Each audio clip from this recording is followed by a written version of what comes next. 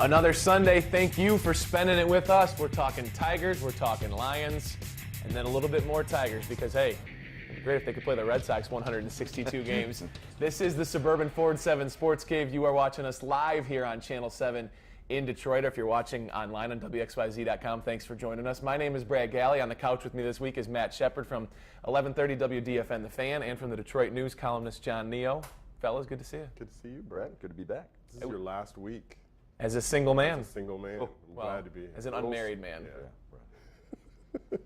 Got to be careful with the words, right? I'm going to leave it alone. Okay, cool. Well, you guys are beacons of examples as husbands, Sure, but yeah. Let's talk sports because the Tigers, we've had some problems of late, but it would certainly be great if they could play the Red Sox all season long. Or the Orioles. Going for the season sweep today. They've beaten them the past two games after the big sweep in Boston a couple weeks ago. Is it time to pump the brakes and say that the sky isn't falling? I mean, have we seen this as a good Tigers team now? Well, I think we've always seen it as a good time. I don't think it's time to end the panic about certain parts of this team, though. And I think last night, even in a win, we have plenty of reason to worry because Joe Nathan came in there and clearly he's at a loss to figure things out right now, and he's not Joe Nathan and hasn't shown much sign that he's going to find Joe Nathan here lately. So I think that's a serious reason. I would agree that he's not the same Joe Nathan, but I don't. Last night He doesn't look very comfortable being the Joe Nathan he is right now either. Last night, a bleeder to the left side, an infield hit. He gave up 4 hits. One of them was hit hard. See, pitchers, coaches, players look at success rates or how a guy's effective a lot better than you and I do. We look at it like, how quickly did he get the out? How many pitches did he throw to get the out? He looks at his stuff, and Brad Ausmus and other players are looking at how many times are guys squaring the ball up. I don't think he's pitched poorly the last couple of outings in terms of guys hitting the ball, but my concern is swings and misses and strikeouts. He's not missing bats. Here's a guy who his entire reliever career, first 2 years he was a starter, his entire reliever career, he was getting well more than a strikeout per inning. He's not doing that right now. He's got 21 Ks in 25 innings. And he's got, the last 6 1/3 innings over probably, 10 appearances. He's given up 12 runs maybe. Yeah, I mean, that's like that. 14 hits. I mean, he's not missing bats, and the slider's not where it should be or what he wants it to be. And so the question then is, what do you do? But doesn't every team you hang on is what you do. Every team has a closing issue. Every team complains about their bullpen. The fan base for every team across America, we've all lived in different cities. We've heard it. My team has a terrible bullpen. My team can't pitch. I can't stand what happens in the late innings. Nobody has a perfect bullpen. It's never happened. It's never worked out. Well, that's not true, though. I mean, Joe Nathan was a perfect bullpen. Joe Nathan was a perfect closer last year. You're right. And we had it a few years ago with Valverde. So you get spoiled and you think, well, okay, he's going to. It's just so random, I was almost from year to year. Bullpen There's always going to be holes. But I was referring to the holes in this team. Yeah. Who's the best team in the American League? Is it Oakland? Eric Sogard's batting under 200. Josh Reddick's a good right fielder. He's been terrible so far. I don't know if there's a team out there that doesn't have its warts. We just seem to focus on ours because they're ours. Because they're ours. Oh, certainly. And that's the nature of what we do. That's what we try to have people do. And again, weigh in this morning with us. Join the conversation. And that's what they're doing right now, too, because they've got a month here to figure out, okay, what do we need to add? Because David Dombrowski has shown every year he's going to go out and try to plug whatever glaring holes there are to get this team to the World Series where they think they're going to be. Shortstop's still the one. Yeah, right. Suarez, the rookie last night, comes in, first start. Home run for him. I mean, that's a Band-Aid for the moment. Is he at 22 years old a guy that can fill that spot? I think we could agree that the jury is just begun and just getting seated. That's something and that's why they had to call. He still has to make. And that's why they had to call him up now because the Romine thing was, it's just not. Yeah. Well, and the Wirth thing too. But and the Wirth thing here's too. what I told but people. they got a month now to figure out, can this guy really? Right. I told people this. Being every day. We want to look at. You got to bring him up from Toledo. He's batting .302 in 12 games. Danny Wirth played 14 games at Toledo and batted .308. Right. If this is the difference, I mean, I hope it is, but I'm not banking on it. I'd love to see the kid come up here and have a good amount of success and kind of fill that role until Iglesias comes back next year. But is that really going to be the answer? It's a good question. I think more than anything else, this team needs Torrey Hunter to be who he was a year ago or close to it. Austin Jackson has to be who he was a couple of years ago, and they need a little bit more consistency out of Nick Castellanos. Yeah. Well, and that's in the middle of this streak here the last couple of weeks, we've seen here lately, Castellanos has heated up. Mm-hmm. Jackson had a good night last night. Yeah. Jackson's just been Hunter's had a couple of good nights. And Hunter, Hunter, I mean, the defense in the outfield is still That's a problem. train wreck. That's But a that's serious not going to problem. fix itself. No. As I was touching on, we do want to hear from you out there watching. Use the hashtag 7SportsCave on Twitter, on Facebook. We're following along. Our other member of our team, Mike Foss, is in the control room, pacing through all the tweets, pacing through the he's just said 5 minutes. So he wants to get his FaceTime on there. He wants to know. We want to hear from you guys, so get in there. And we also got to touch on this. The starting pitching, still an issue. Is Justin Verlander the guy that he was years ago? No, we've agreed on that. We've talked about that. John was with us last week on the show. He's not, but he's found a way to become a supreme pitcher in a different way without blowing the ball past people. I don't say supreme. Yeah, and I don't know that he's found it yet. I think he's finding it. I Finding? think he's trying to find it. looking He's for at it. least these last 2 starts, the velocity's up a little bit, and I think we've seen a little bit more of. Yeah, but you know what? We were just talking about Joe Nathan not getting swings and misses. Justin No, he's not Verlander's either. necessarily Still, that's either. the big problem. But the thing is, he's got the built-in credibility for us as a fan base. We've never seen guys like Joe Nathan. So the built-in credibility is Cy Young, MVP, strikeout king. Everybody says that's okay for Justin Verlander. It's okay to point a finger at him once in a while too, if he's not performing the way we think he should be. And he's got the built-in credibility too, because last year we saw him struggle and tinker for most of the summer. And in the postseason. And then in the postseason, he was lights out again. Turned it on. Yeah. Max Scherzer, same regard. I mean, what he put together last year, the run support that he got last year, and last night that motion when Ausmus let him stay out there. Where do you think Max is in, maybe not relation to last year, because that's an unfair comparison, what he did last year, but where he is this season right now? Well, I don't know if you're ever going to have a season like he had last year, but we talk about swings and misses and strikeouts. He's getting them, man. Here's the thing: strikeout pitchers, power pitchers, always have given up home runs. I don't care who you're looking at, because they generate a lot of that power. As I smell the Hungry Howie's pizza outside, they generate a lot of that power for those batters. So you're going to have them giving up bombs. Verlander has done it in his career. You go back in history, it happens. I'm not worried about Max Scherzer at all. I think he's going to be just fine, and I think he's going to continue to be the ace of this team. Yeah, no, and Ausmus, I think, has to give him that opportunity to go get the guy. You know, to offer him a chance at some trust there. Now, obviously, it didn't quite work last night, but he liked it. He wanted to give him a shot, and I don't have a problem with Win that. or lose with that guy. Yeah. Not with the bullpen. Yeah, I right. keep that guy in there. That's your horse. That's the guy you have to hand the ball and take the ball away from. No question. However many times the rest of the season. And I agree with Sanchez, he it. maybe needs to do that too. Sanchez maybe needs to pick up a few cues. I agree with that. You know, fight for it a little bit more when a guy comes out there, because I think we've seen it a couple times here lately. We probably should have kept the ball. You know, you started it by saying, is it time to pump the brakes a little bit? John talked about the leeway that we have.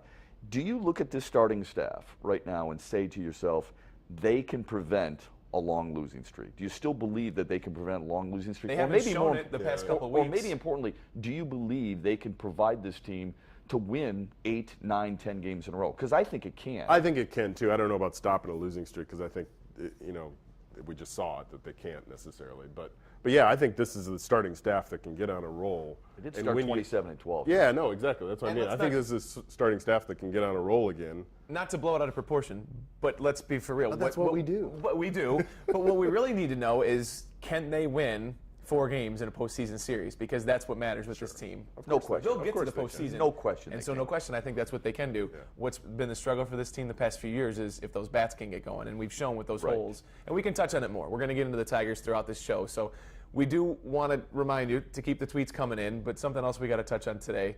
The Triple Crown yesterday briefly could have been history. What a funky thing. Are we ever going to see a Triple Crown winner again?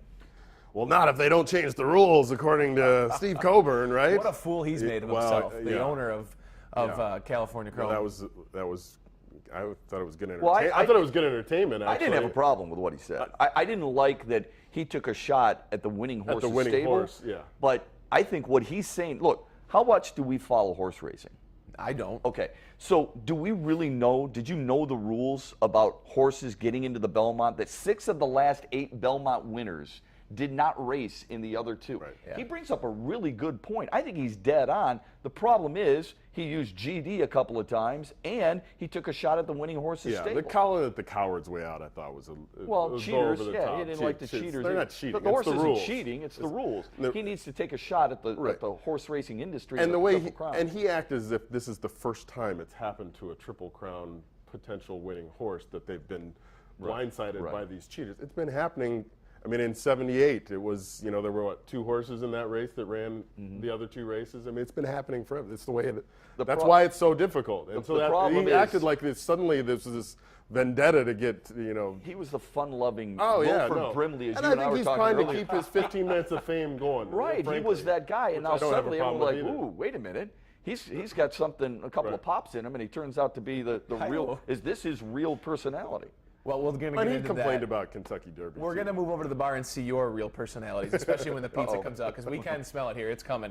We got a packed show for you today. Nate Burleson was in town yesterday for the Lions charity softball game.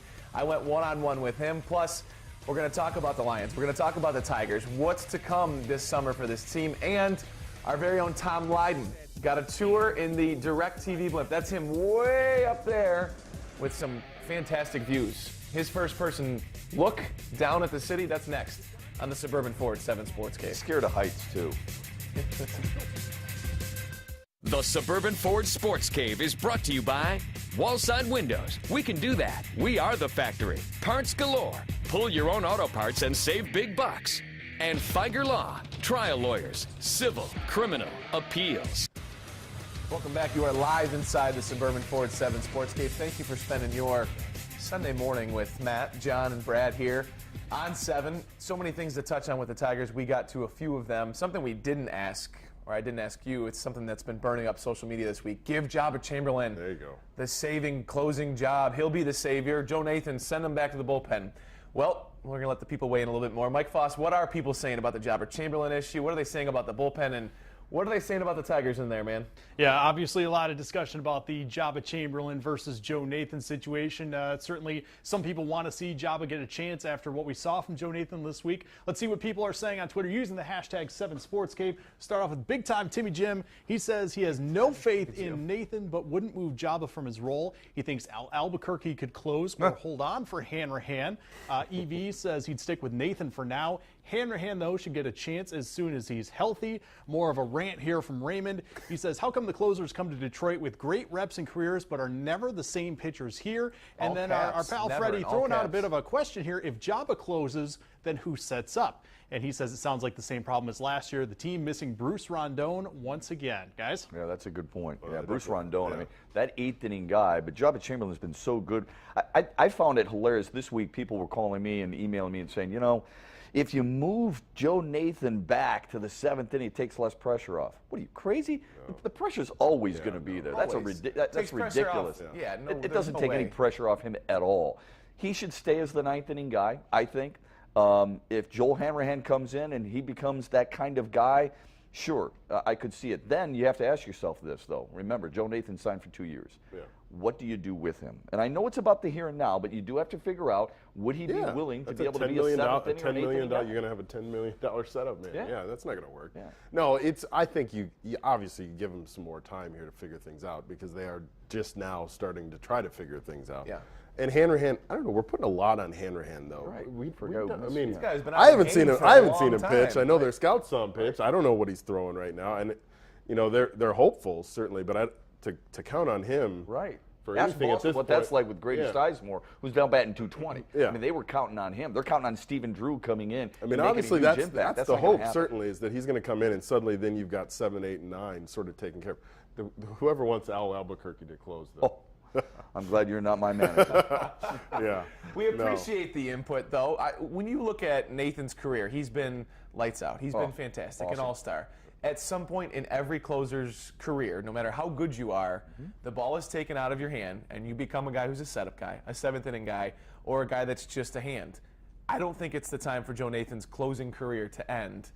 As good as Jabba Chamberlain's been, you have to go with Nathan at least another month, 2 months, and see what happens. But those guys that he's been mentioned with, or 350 plus saves, 9 all time. The other guys there, they were never the guy who then reverted to a setup guy. That's right. They would retire. Dennis Eckersley didn't do that. Yeah, Trevor Hoffman, Mariano Rivera, they retired. Those guys just left the game. You're right. True. Yeah. That's So true. it's interesting. I was down there this past week, and I was talking with him a little bit, and he said, "Look, if I didn't believe my stuff was there, I'd be the first one to tell you." And he said he's asked out in the past. He's done that in Minnesota while he had that quote-unquote dead arm. Right. The problem is he's lost a lot on his fastball, a lot on his slider. He's given up a lot of hard hits that people have recognized, and he's given up more homers. He's blown more saves. We know all the statistics on it. That's the thing that kind of creates a panic. Yeah, and I think you saw last night, you saw a guy who looked a little bewildered because he had that pitch where he slipped or whatever off the mound. It just didn't look, he just looked like a guy like, God, man, it's not,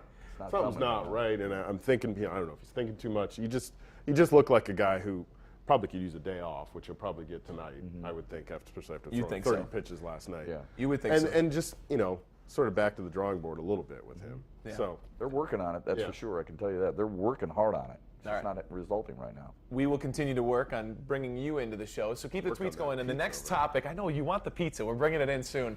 The next topic that we're going to talk to you guys about out there, LeBron James. That's later in the show, so use the hashtag 7SportsCave. We got to carry John off to the set. We're going to use that wheelchair and get into it a little bit. It's Dwayne Wade and LeBron James. They both.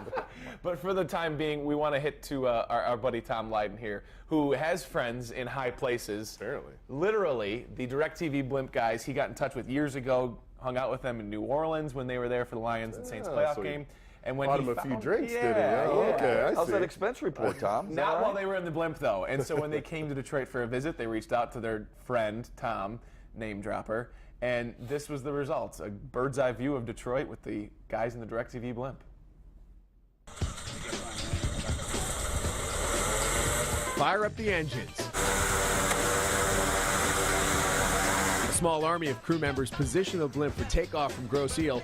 A couple of yanks, some directional assistance, and we're off. Jeff Capek at the controls. I enjoy myself. I've been doing this for a long time now. I've been to a lot of these cities. They're all great.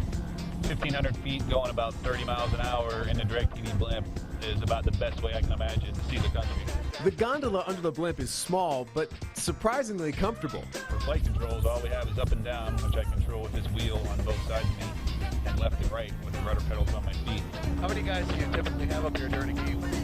Usually 3. The pilot, the cameraman, and the light side guy. I don't see a bathroom anywhere. No, you don't. What do you do?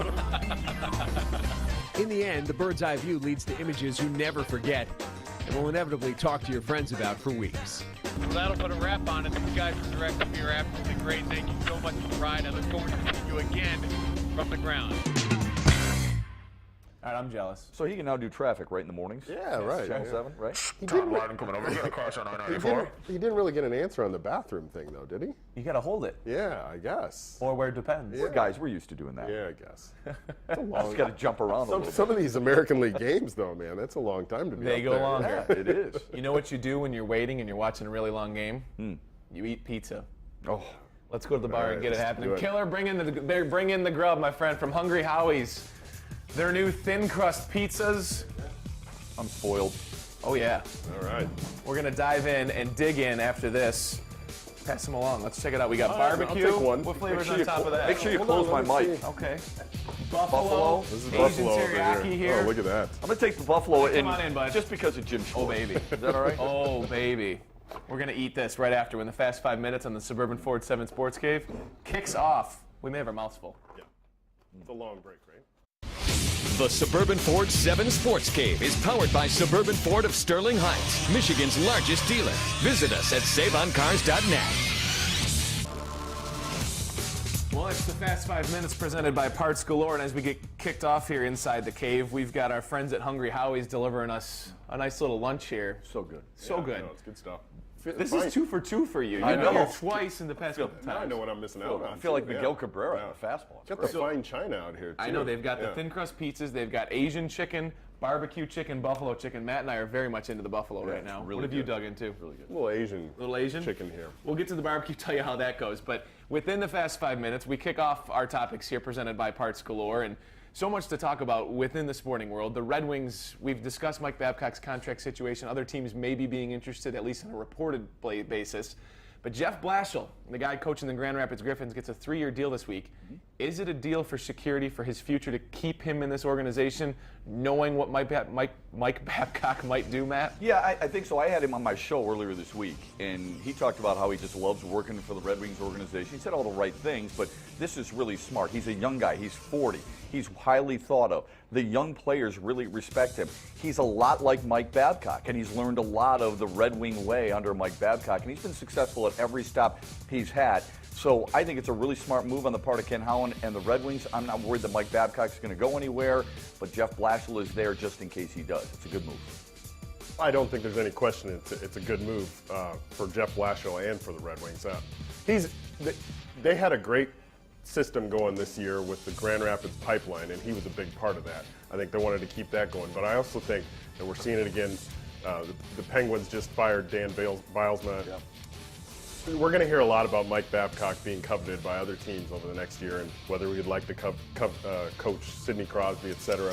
We're going to hear that for the next however many months, and Jeff Blashill being there, I think, allows the Red Wings some comfort of their own. It'll be interesting to see what happens. This is a big year. It's a big offseason. Yeah. What falls in place with Ken Howland, Mike Babcock, remains to be seen. Yeah. And a right-handed shot from the point. Without a doubt. So much is made of the World Cup from an outside view. A lot of it's made from soccer fans here. Mm-hmm. I want to touch on that in a little bit. Mike's yelling at me. No, we have to talk Eric Ebron first. Okay. He keeps me in line. He hasn't signed his rookie deal yet. Good or bad? It's not a big deal, frankly. But it is a function, though, of the salary cap being capped out. And a big part of that is Ndamukong Suh's cap number. To me, that's still a big deal. And so it is a big deal in that sense. But I don't think it's a surprise, let's put it that way, because I don't think anybody thought, based on the way the spring started, that Ndamukong Suh's deal was going to get done real quick. It's still May this summer. That's still the hope that it gets done this offseason. But until it does, you're going to see some guys sort of hanging on and waiting.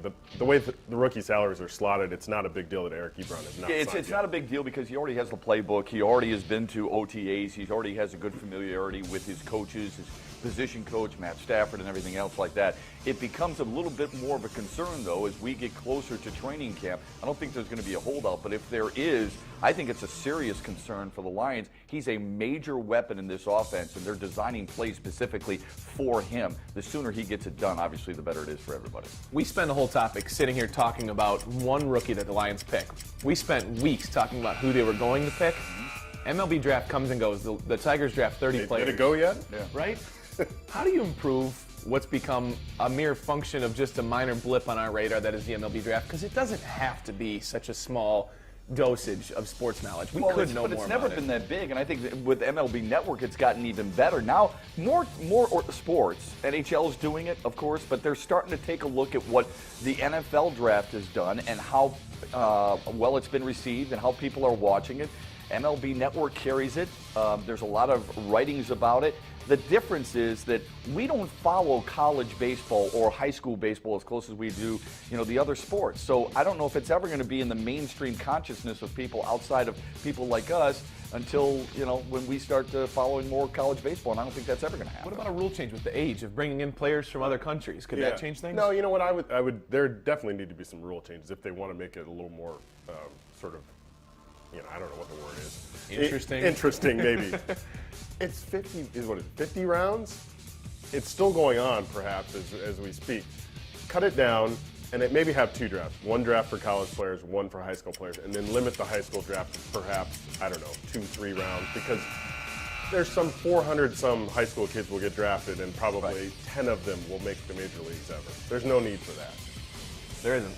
There's no need for it. They just drafted Maglio Ordonez's kid in the 38th round. He'll never sniff. That's just because he's Maglio. It's just, right. And we see that every year. Whoa, the reason I'm holding this. Yeah, there we go. The reason I have this, it's all for John this week. As much as you want to think it's for you, Matt. Last week on the 7 Sports I never think Cave, it's for me. He correctly predicted the LA Kings would go to the NHL Stanley Cup final. Well, Justin Williams would have a big game. Haven't I lost. believe I said. You did say that. He scored. I picked the Grand on a limb. The guy's got more Game 7 points than anybody in history. I picked the Grand Prix winner, winner, too. You picked the Grand Prix winner. You can hold there my we go, there we go, trophy. there we go. A league that you participate in. I haven't seen your name on there, by the way. No, it'll get in By the way, I have the Grand Prix winner in my studio twice a year. Great, you didn't pick them. Yeah. My question for you, John, can the LA Kings be stopped? Well, as long as they do not lead ever, they will win the Stanley Cup final in 4 games. They haven't led yet. They're up 2-0. They have not led for a single. 2 games they started at a 2-0 They deficit. won 2 games, and 3 games in a row. Game 7 is the exact same thing too. And that's a Daryl Sutter team. That's a team. That team, you watch those guys. They've got scoring from everybody, but they got these guys who are just all guts kind of guys, and that's why I picked them to win that Game 7 on the road. That's why I would pick them to win the Stanley Cup over the Rangers. Now, obviously, well, it helps to have the best defenseman, right? Drew Doughty's the best defenseman in the league. And even really Jonathan Quick is a goalie who's that kind of goalie. He's going to make the big save. He may not be on his game, but he's going to make that big save. I just think it's going to be too tough. Careful. It's going to be too tough for the Rangers to come back from that kind of devastating loss. All those 2-goal leads. You got to wonder what it does to their psyche. Yeah. They blew 3 2-goal leads last night. They've blown 2 games where they were up 2-0 early on foreign ice. This LA team, their balance, their strength, they're so good at every position. I just love them. I really admire their mental toughness. I think I have pizza in my teeth. That's all right. So don't get too And on tight. your shirt. No, not on my shirt. I would make sure of that. On my pants, maybe. That's the old napkin trick. I agree. The Kings look fantastic. And if anything, Lundqvist looked very flustered after that third goal last night. They got burned on a bad goal last They did. night. All right, that's By the gonna way, be he was drafted in the 7th round. Yeah. 205 players taken ahead of him. stat dropping. That's a good call. When you look at the World Cup, that'll be the least of the worrisome concerns because these fan bases go nuts with every single breath their players take. In the American landscape of sports, where does the World Cup fit? I love Anze Kopitar, Jeff Carter, Justin Williams. You know what? I'm going to be honest with you. I have no idea. I could care less, couldn't care less, whatever you want to say about soccer. It's just not on my radar. It is getting shoved down our throat by ESPN. For those who love the sport, I respect you. I'm all for it. Good, go ahead. It's just not on my radar. It's not something I will ever be interested in. And yes, my kids, when they were young, played it too, but it's just not something that I take a great deal of pleasure in watching, and I think it's boring. You watching? I'm going to watch. I watch it every 4 years. I watch. I'm a huge soccer fan, so I'm the direct opposite of this. I grew up playing soccer. I played all my whole life. It is the world's game. It doesn't matter if it's shoved down your throat or not. There are more and more people in the United States that do follow soccer now, diehard fans. And I think we'll see that you'll see it around 10. You'll see bars packed for games, etc. What would really help, though, obviously, is if the United States could ever find a star, find a team that sort of captured people's imagination. Landon Donovan wasn't a star? No. Alexi Lalas wasn't a star? No, they weren't really. But Landon Donovan was world landscape? In the world landscape is what I'm talking about. A guy who suddenly takes them to another level, and we haven't seen that yet. Even their coach came out and said this week, we're not going to win. We're not going to do anything. Well, that does wonders for the sport. Yeah. All right. Exactly. That really makes me want to watch. Yeah, I'll be tuning in to watch, but it's like the Olympics for me, and I'll be watching. Novelty. It is a novelty for most sure. people. Well, after the break, Nate Burleson, a man who loves him some pizza as well, will join me. Oh boy, here we go. One-on-one inside the Suburban Ford 7 Sports Cave. We actually did it outside, but you get the idea. And we're back right after this. The Suburban Ford 7 Sports Cave is brought to you in part by Hungry Howie's. The Suburban Ford 7 Sports Cave is the place to be on Sunday mornings. You know that. That's why you're here with John, Matt, and Brad. Thank you for being with us. And as we dig in on our Hungry Howie's pizza, a good friend of ours, Nate Burleson, stopped by for a big surprise. A big kudos and hats off from all of us here to Stephen Tulloch, Dominic Raiola, and the whole team for raising a ton of money for the Stephen Tulloch Foundation yesterday, helping out kids in Detroit Public Schools. The most amount of money ever raised in the 5th year of this softball game. Nate had a big hand in putting this thing together over the years, and he came by yesterday with his new gear, a lot of orange, and he was barking in the dog pound, but it's always good to talk to him. So here is our one-on-one conversation with Nate. What a surprise guest, man. You came in with that orange. Everybody went nuts. How's it been so far? It's been fun, man. I'm enjoying Cleveland. 12 years, still being able to go out there and make some plays. I'm blessed, man. I can't complain. We get a chance to talk to you on a weekly basis during the season. Yeah. It's going to be different this year, but you still can call me, though. You got my number. I do. And I'm actually wearing the lion blood gear underneath. Representing. I appreciate that. Thanks for the shout out. That's how I got my invite to this game for so many years. But hey, what I was going to say is that we all keep tabs on you. And the arm, how's it feeling? It's good, man. I just got my cast off, so wow, that's a I'm scar. back at it. Yes, it's one groovy scar, man, but I'm good to go. Healthy. I'll be there for a training camp, ready to rock. Plan is to do what I didn't do the last couple years, is play full 16 games. So a productive Nate Burleson, I think I can do something really good out there. We know what you're capable of. These guys love you. They do. It's good to be here, though, man. It's good to see my guys. It's like leaving the school, transferring, and then coming back to the school. That's how I feel, man. But the cool kids still accept you. Yeah, because I'm the coolest. That's why. True. That is I'm the rule. Just coming back to this game, seeing what you've kind of started, what's it like to see this thing grow into what it's become? Awesome, man. And to see these fans out here yelling my name and even though you're wearing that. To still be relevant, they don't shun me. But it's exciting, man, to see these people out here. Even though I'm in Cleveland, I'm so attached to these guys that whatever they do, I feel the love from it. So if this is a successful event, I feel the love from it. If my guys have a successful season, I feel the love from that because we spent so much time together. People got to know you. You would be on our air a lot. So when fans on the street ask me, what does Nate Burleson want to do when he's done with football? I know football is the goal for now and for the foreseeable future. Yeah. But when you're done, since we don't get to talk a lot. Yeah, it's to get into TV, man. I had some opportunities actually after, I got let go by the Lions. But, football came calling, and I've always told myself, if I still can get open and make plays, I'm going to keep playing. So, you're not often do you see guys that can play 12 years in the league and still compete at a high level. So, I'm going to continue to do it until they kick me out the league. We've watched on NFL Network. Is that one of the opportunities that came calling? You said you had a few That was. At CBS Sports and NFL Network, I went to Fox Sports 1. I put the suit and tie on, man, and really got focused. I was ready for the next chapter, but that competitive nature, it started to rise in me, and a couple teams came calling. And once I went out there for OTAs and made some plays, started catching the ball, I said, yeah, this is the right decision. This is where I'm supposed to be for now. From afar, even though you look different in those colors, man, it'll be good to watch you. I appreciate that, man. For real. Anyway, man, good to see you. Good to see you back in.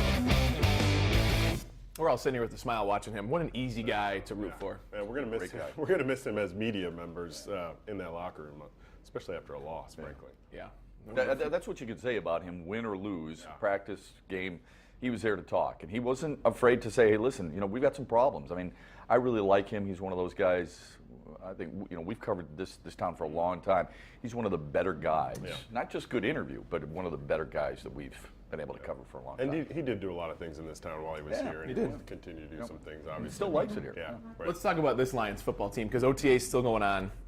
What was or is the biggest storyline for you? We talked about it last week, what the storyline should have been. But, Matt, there has been talk out of that locker room. It's been consistent about one thing in particular. Well, a couple things. I think Joe Lombardi, the offensive coordinator, is willing to say, look, our offense hasn't been very good. Too many times, and I like Scott Linehan, good guy, but too many times it was always, well, we're going to be fine. Good shot, even though Matt Stafford might overthrow somebody.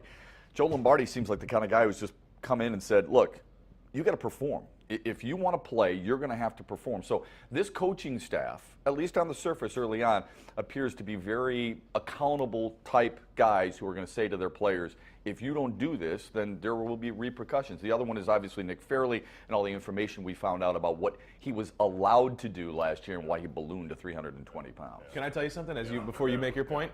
I watched him yesterday at that softball game eat a piece of pizza and throw the crust away. Nick Fairley not eating crust. Won't find us doing that here. We will not do that with 100 pounds. No way. I know, but go ahead, make your football No, point. but that's a very good point because, he's a guy, obviously he's lost the weight and he looks good right now. But, yeah, he's the only guy I've seen that could add 10, 15 pounds in training camp, which is what he did last year. Yeah. How does that happen? How does a guy get up to, 320-some pounds during the season? And as he admitted the other day, he was eating fast food every day. Right. I mean, that's the kind of, we talk about discipline in a lot of different ways. That's the kind of discipline that maybe was lacking in some parts. The accountability, and that's why this new staff is here and the old one isn't here, and that's what we'll see. But you can't tell anything from OTAs, and we'll have mini camp this week to get a little better idea of how they're going to try to do things on the field. But that's the kind of stuff that was their downfall, and we'll see if this new staff is going to rein it in. So much to see, so much to talk about. We'll have it here every Sunday on the Suburban Ford 7 Sports Cave, but we want to hear from you after the break. Use the hashtag 7 Sports Cave because on Matt's blog this week on WDFN.com, he talked about LeBron James. John and I, like the rest of you, watched him cramp up. What did you think about LeBron in Game 1 of the NBA Finals? Weigh in. We're going to bring your opinions onto TV right after this. We're inside the cave. We're eating well. Yummy. A lot of pizza missing. Matt Shepard's been one guy who's had an opinion or two been known to have an opinion or two. 3 or 4. Wait a minute. How am I any different than you guys? You guys have opinions. But you let them be known. After Game 1 of the NBA Finals, everybody seemingly had an opinion on LeBron James when he cramped up inside the 90-degree sweltering heat of an NBA Finals game.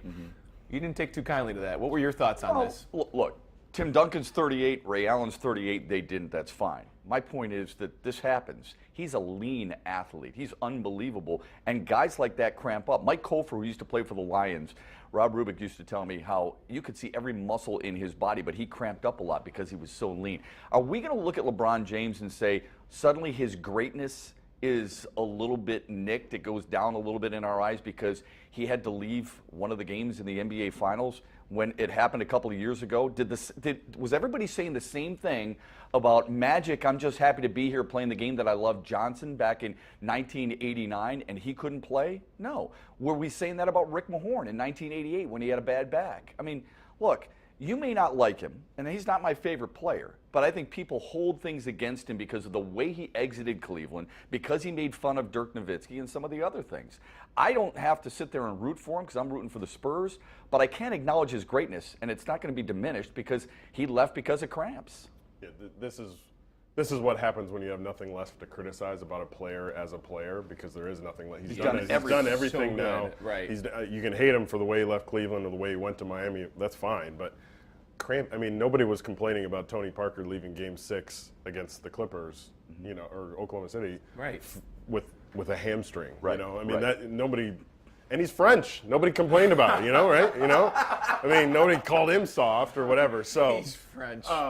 This is what happens when there's nothing left. Here's what's happening. And he's going to go out and he's going to drop 50 on him tonight or something There's crazy. no It's doubt a triple-double about guaranteed tonight, 100%. probably, right? But You know what everybody will say afterwards? They'll go, sure. oh, well, the air conditioning was fixed. Right, yeah. Here's what we want in our society. Everybody wants Jack Youngblood. This is what I blogged about. Right. Jack Youngblood, 1979, the entire playoffs, played with a broken leg. Everybody wants Nick Lidstrom in 2009, played in the playoffs with a ruptured one of those. Testicle. Yeah. We want Isaiah Thomas in 1989 or 1988. 2002. Yeah, but guess what? They miss some games too once in a while. It happens. People look for a reason to get mad at LeBron. Yeah. I think almost when that happened, people were cheering because, great, I can hate him again. Right. He lived up to everything he said he was going to do in Miami, but all of a sudden he cramps up, and so there's a reason for me to poke the bear. The flip side of it is, it's fine. He's going to be criticized because he's the best player in the world. That happened to Jordan, too. It's not like Jordan was never criticized. It's just that it's sort of more silly criticism. More about what he said. He still missed like 27 game-winning shots in his career. Right. Nobody remembers that. Right. They just remember the championships and how he played through the flu. Wink, wink. So don't play the sort of, victim. People said he's soft, John. He's not soft. People said he's soft. That's how ridiculous that if you word think is. that, we want to see your tweets. We're monitoring them here. Mike's in the control room. Use the hashtag 7SportsCave because when we come back, we're talking about what you're talking about. Hopefully it's LeBron, but if anything else is on your mind, tweet us. Let us know. Matt's got an opinion on it, I'm sure. The Suburban Ford 7 Sports Cave is powered by Suburban Ford of Sterling Heights, Michigan's largest dealer. Visit us at saveoncars.net. We promised you that you would get to weigh in about LeBron James and other things that are heating up your Sunday morning. Hopefully, we're heating it up on your TV. Suburban Ford 7 Sports Cave. John, Niyo, Matt, Shepard, Brad Galli here with you. The fourth member of our team, Mike Foss, has got a really cool headset. Mike, show the people.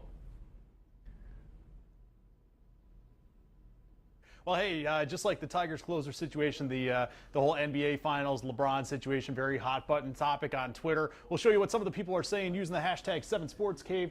Daniel actually taking a shot at the media saying most sports writers couldn't write with cramps, much less do something athletic. That is true. He's still the best to ever play. Joseph says cramps. Dennis Dixon and Rajon Rondo both played games with torn ACLs and still wanted to play more games. Brian says, quote-unquote, cramp gate needs to end. His leg locked up and he couldn't move. Get Bron some salt and let's move on, please.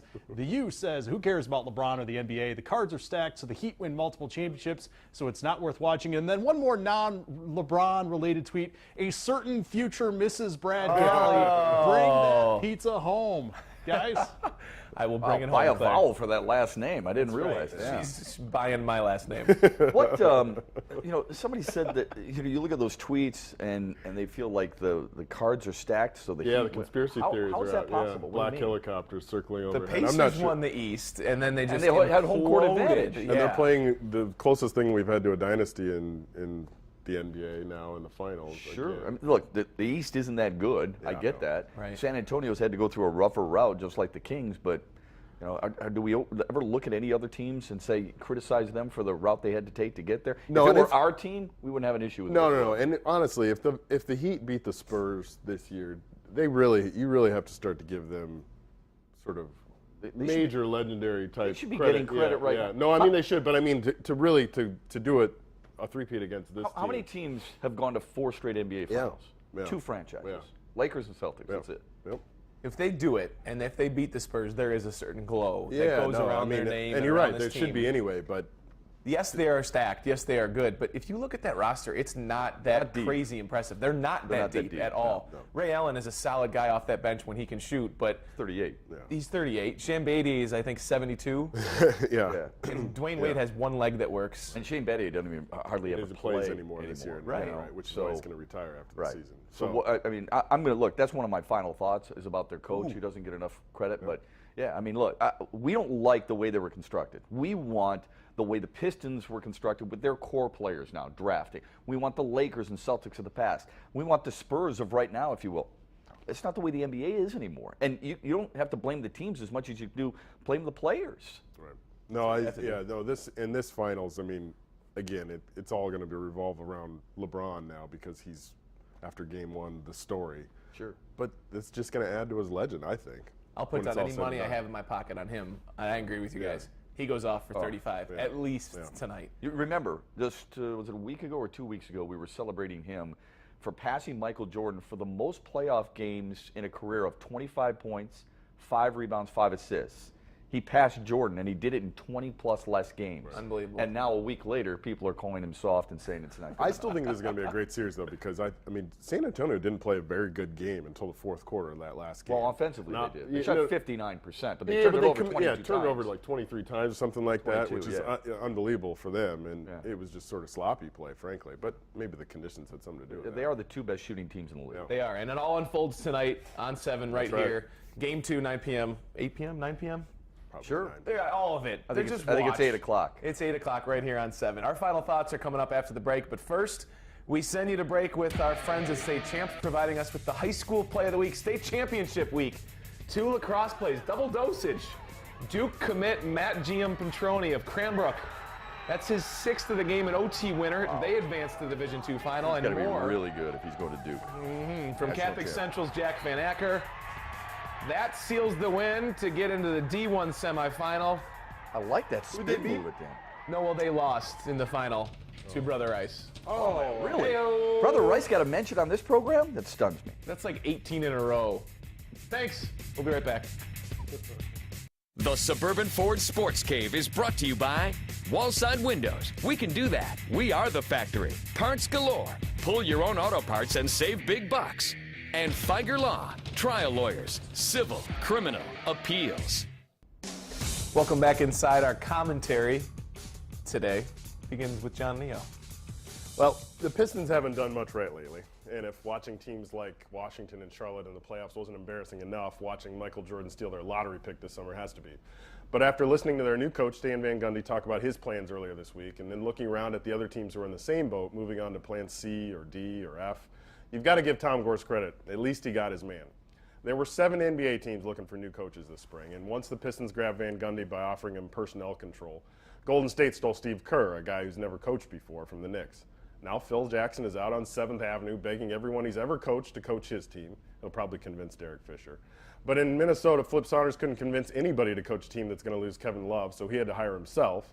Utah finally introduced Quinn Snyder this week, a guy whose last head coaching gig was in the D-League. Cleveland and LA are closing in on the likes of Alvin Gentry, love him, and I don't know, maybe Mike Dunleavy in Cleveland. Maybe they could both just rehire Mike Brown and save some money. Say what you want about the circus act the Pistons became in recent years, but at least they're not wearing the red noses right now. Good point. Yeah, it is a good point. You talked about LeBron earlier, but your final thought expands a little bit more about some Yeah, of the and things it's here. the NBA theme. Who's the best coach in the NBA? I mean, immediately people go, all right, Greg Popovich. And I agree, rightfully so. They'll include Tom Thibodeau, Doc Rivers. But no one ever mentions Eric Spoelstra. And I'm not saying he'd be my first choice, but he needs to be considered. He has a chance to join Phil Jackson, Red Auerbach, and Coach Kudla, who won the Minneapolis Lakers with 3 straight world championships. He would join Jackson and Auerbach as the only coaches to play in 4. People complain he had LeBron and Wade and Bosh, but no one said that about Phil and his superstars. No one said it about Auerbach and his superstars. Pop today has big 3. Doc Rivers has the big 3. Spoelstra flies under the radar as a coach, even though his team doesn't, and I think he deserves more credit than he gets right now. He's been a guy who's won and done it. Even though he does have those stars, he's still got the rings to prove it. High school sports have the ability to stir an emotion inside all of us differently than pro or college sports. You may not like the NBA or college football, but everybody went to high school. Everybody went to pep rallies. High school sports were a part of all of us, and they continue to be. But more and more often, the hope of playing in college is cutting the high school experience short. Kids are constantly chopping their extracurricular activities down to just one sport. The kid who plays football doesn't want to play basketball or baseball. The girl who played volleyball and bowling is done with that because she wants to get her tennis game right. The thought behind it usually comes from a parent or a money-hungry club coach. It's time to focus on college. That's what they say. It's awesome for a kid to dream of suiting up to play at the next level. That's the American dream, or part of it. But how often does that happen? And if it does, at what level? D2? D3? My advice after seeing so many kids go through it with an uneven ego: enjoy your friends, make memories, and don't quit a sport because you think you're the next LeBron, Serena, or Ovechkin.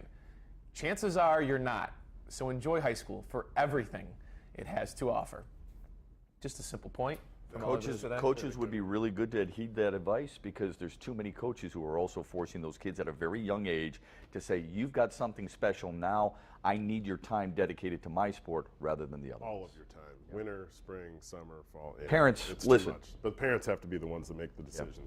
That all being said, we would love all your time as much as we can get it. Matt's on the mornings at 11:30 on WDFN. John writes for the Detroit News. And best of luck next thanks. weekend. Getting married next week, so Taking Tom the plunge. Leyden is in this chair for the next 2 Sundays, because after that, well, honeymoon time, baby. Hey, Ray. Suburban Ford 7 Westland, Sports here we is come. always here. 11 a.m. every week. Thanks, guys. It's fun. Absolutely. You guys are the best.